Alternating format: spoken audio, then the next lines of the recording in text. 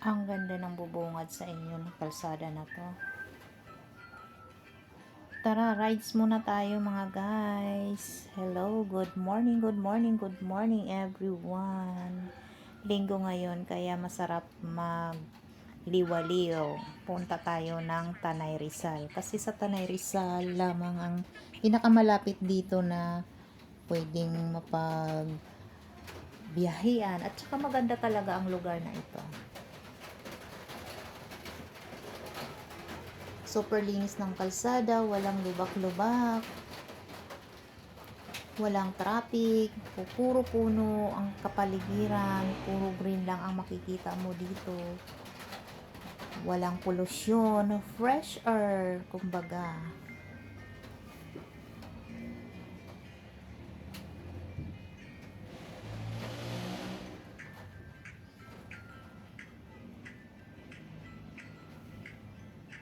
Nakikita nyo yan? Oh, puro bundok. Kasi papahon po ito lahat. Ito nga pala yung Marilaki Highway na tinatawag. Ang dulo po nito ay papuntang Infanta Quezon. Hi guys! Gusto niyo makita yung lugar namin? Although marami po talaga dito magagandang mga pasyalan dito sa Rizal. Ito talaga yung mga bubungad sa iyo highway. Maraming mga pasukin dito na lugar na magaganda. Mga hotel, resort, restaurant. Hindi ka magugutuman dito, promise. Kahit nasa kalye ka lang, nasa highway ka lang maglalakbay. Maraming mga nagluluto ng kakanin. Kung gusto mong magpahinga, maririnig nyo dito mga huni lang ng ibon.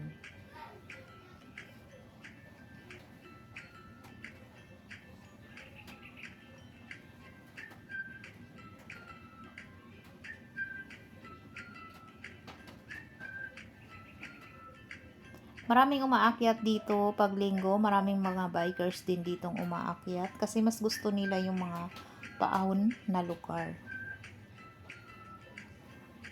Maraming dumarayo dito, mga riders. Medyo tanghali nga lang ngayon kasi wala na kami halos makasabayan. Pero sa umaga, napakadami po talaga dito kayong makasabayan.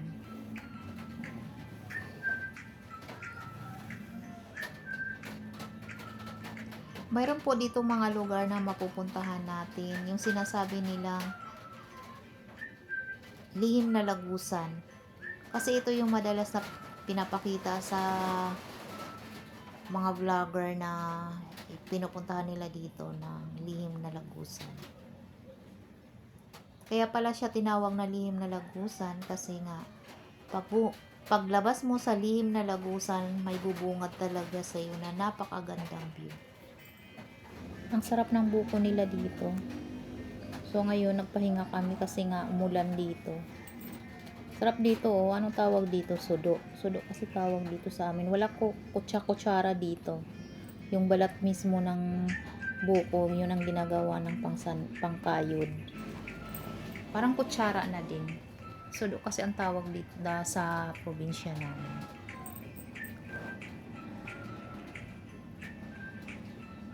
Ang sarap, ang lambot.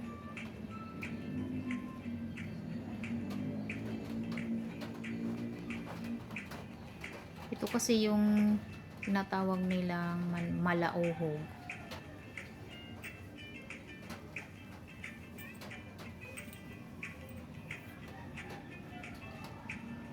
Hindi ka talaga magugutuman dito pag oras ng biyahe kasi ayan, kagaya nito, may buko, pamatid uhaw, tapos may kakainin ka pa. Wala talagang tinira oh. Sagad talaga.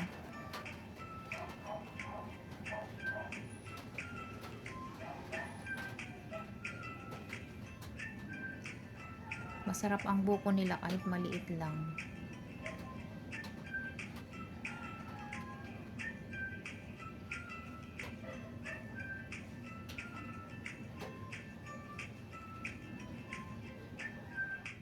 At ito na nga yung bumungad sa amin dahil nandito na kami. Nakalagpas na po kami ng lihim na lagusan. Grabe, ang ganda talaga ng view. Nasa tuktok po kami ng bundok nito. Tapos makikita mo doon, oh, hanggang doon sa dulo, puro talaga bundok.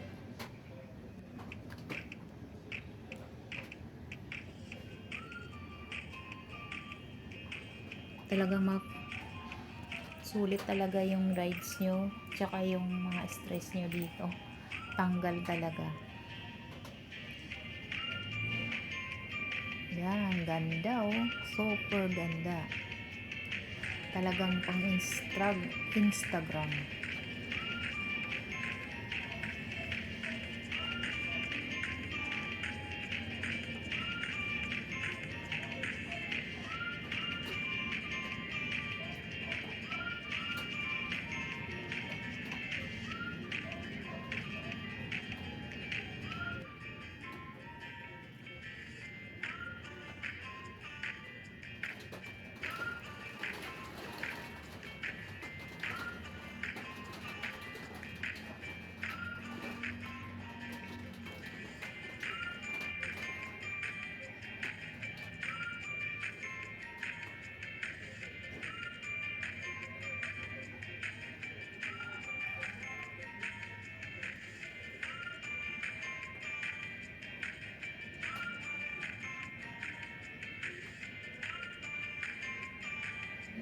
At dito na nga, nakarating na kami sa paroroonan. Ito yung bumungad sa amin.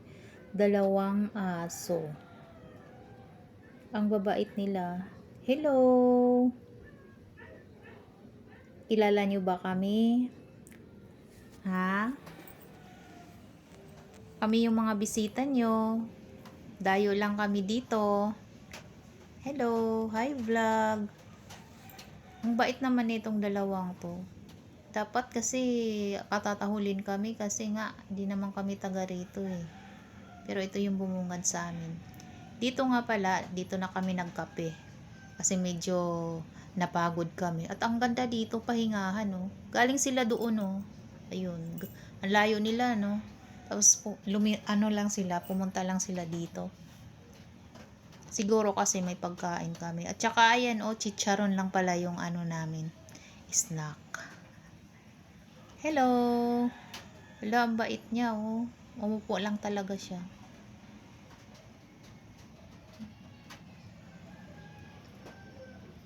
Ang babait naman ninyo.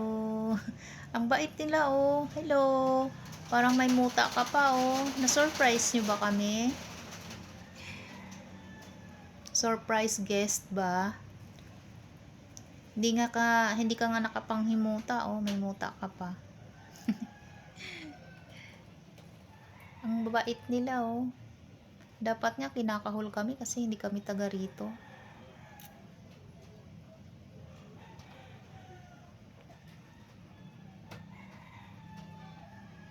O diba? Parang akala mo kilalang kilala na kami. Kilala nyo ba kami? Ha? Ang layo pa ng pinanggalingan nila doon pa o sa isang area na yun. Kasi tumawid sila kanina eh. O wala na. Tapos na yung pagkain.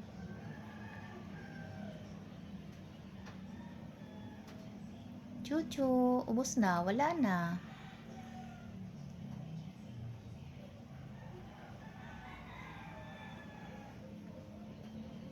Sa susunod, pagpunta namin dito, magdadala kami ng pagkain.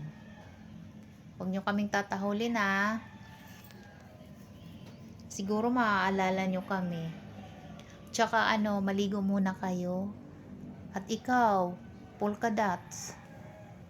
Magtanggal ka muna ng muta ha. Ayan, gustong gusto nila yung chicharon.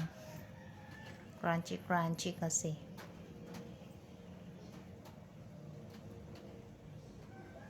Ang ganda talaga ng lugar na to na pinagtambayan namin. Super. Maririnig mo na lang talaga yung mga huni ng ibon, huni ng palaka, huni ng manok. Di ba ang ganda talaga dito magtambay? Kahit nasa gilid ng kalsada, wala gaanong mga sasakyan na dumadaan. Tsaka hindi pa polluted yung hangin dito. Grabe guys, hanggang dito na lang. Thank you for watching. Bye-bye.